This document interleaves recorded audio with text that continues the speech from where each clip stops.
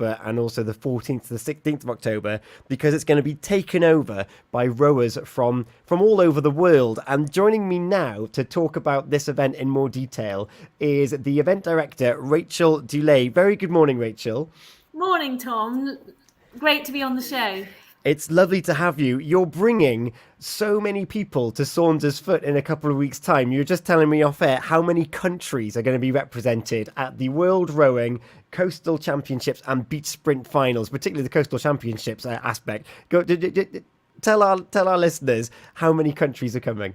Yeah, so we have 36 countries being represented by athletes from all over the world, all coming to Saundersfoot over those weekends. We have athletes coming from New Zealand, from Brazil, from Azerbaijan, as well as a good number of Welsh athletes and British athletes.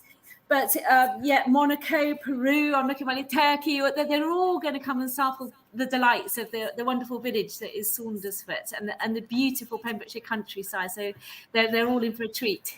Fantastic. And your message to everyone in the area is to come on down and soak up the atmosphere and see these races take place in person on the beach. That's right. So the beauty of this format, which is fairly new to rowing, is to create a kind of fun vibe, fairly informal. You can get really close to the racing. You can come on the beach, almost touch the rowers, get right up close to the action, and then on the harbour. So as you know, it's just been sort of renovated and there's a schooner there, but we also have a harbour lounge where if you wanted to sort of chill out for the day, there's a bar there and some food and nice loos and a stage and some cover. So tickets are on sale there for £10 for adults, £7 for children. So that's a place to hang out for the day, but you can come and go and get right close to the action as well, or just wander down for free along the harbour wall and see what's going on. So there'll be plenty to see, that's for sure. That's fantastic. And you say it's taking place over two different weeks. So we'll start off with the 7th to the 9th of October. That's the World Rowing Coastal Championships. This is where a lot of the competitors are competing now on the flat water rowing. Is that right? Yeah, some of the competitors are. Right now, it's a World Rowing Championships in Rachice in the flat water. There are a couple of crossovers, but coastal is very bespoke, of course, because you're much more at the mercy of the elements, and goes without saying, the sea and the tides. So we're moving on the fast moving water, but they're busy promoting it out now over in Rachice in Czechoslovakia. I had a message just yesterday that Wales and Saundersfoot is being broadcast and talked about globally on air this week, whilst the other World Championships is happening. But yes, the first weekend is a kind of a club vibe. It's a long distance race. It goes over 4K and 6K, heading right over to Amroth and past Coppet Hall, Wiseman's Bridge, and so you can watch all the way along the coastline as well. Yeah. And of course, at that stretch of water, it's sheltered from the Irish Sea, but of course, it's looking at the Bristol Channel, and there's a lot of swells and tides there. And at middle of October, we're moving into different moons and different tides. They're going to be in for a challenge, aren't they? Yeah, you know your seas, Tom. So so coastal rowers like that sort of thing. So a word that's often used is jeopardy. So stuff happens. There will be capsizes. There will be clashes. They're not racing in nice buoyed out lanes. No. So the prevailing wind is southwesterly, but if we get an easterly, that's where it begins to get choppy. But as long as our safety boats can get out, then the rowers just love that stuff. Oh, wow. Because I imagine, with the flat water and it's all nice and calm when they're doing their strokes into the water, everything is uniform and nice. But if they're in a bit of water with different density and different swells, they're going to have to really work hard to keep in sync. No, that's right. So our kind of hashtag is bring on the waves. So that's what coastal waters would say to what they might see as their kind of slightly softer cousins on the flat water, that they want it rough, they want it choppy, because that's when they can show their skills, from training, along the coast here, for instance, that's what they want to show off. Yeah. And then the crews then for the coastal championships, how large are the crews? What kind of boats will they be racing in? What can people expect to see? So there's a variety of boats. Some will be by themselves in solos, men and women, and in the sprint version, juniors as well, under 19s. Then there's doubles, 2 people in a boat, and there's also mixed doubles, man and women in a boat as well, which is new for rowing, international rowing. And then there are quads, which are huge boats, actually, the coastal version, with 4 people and a cox. Mm-hmm. And there it's men's and women's crews, and also mixed crews. Again, a new thing for international rowing. So they're spectacular boats, and there'll be lots of them. So it'll be quite something to see on the sea.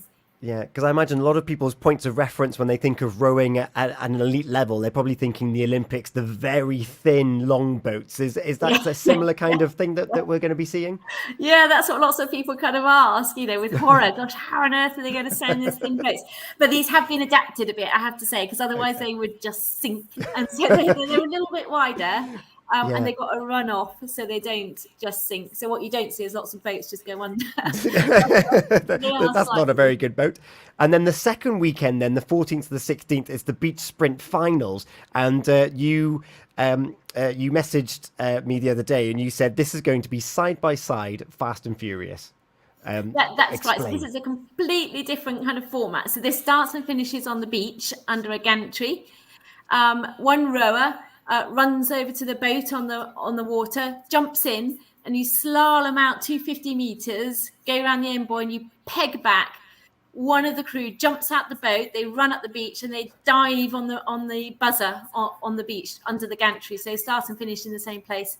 It's side-by-side racing. It's fast and furious. Takes about 2 minutes. And it's a great spectacle, actually. It's really good fun. And we've got some big names coming. We've got a couple of Olympic champions coming to race. Emma Twigg from New Zealand and Helen Glover from Great Britain, for instance. So that's going to be a great head-to-head race in itself. Yeah. So it's going to be brilliant to watch. And that is the one, that format is in the Youth Olympics in 2026. It's just been included in the Beach Games next year. And we have some Olympic Committee people down that weekend because it might get voted in, we hope, for Los Angeles in 2028. So they're coming to have a look, and that vote is taken early next year. Wow, that sounds amazing. So they're on the gantry, they run to the boat, they jump in, and then is that straight out to sea and back again? Is that the... Yeah, so they go around a bit of a zigzag. They slalom around two boats, so again, opportunity for stuff to happen, because that's what we want. We don't want it all calm and sedate. We want stuff to happen. So they go around, slalom around the buoys, they go around a big end buoy, and then they just peg back as fast as they can. You have boat handlers that catch the boats, and one rower turfs himself out, and they sprint up the beach and they hurl themselves on the buzzer on the sand. So it's good fun. It's really good fun.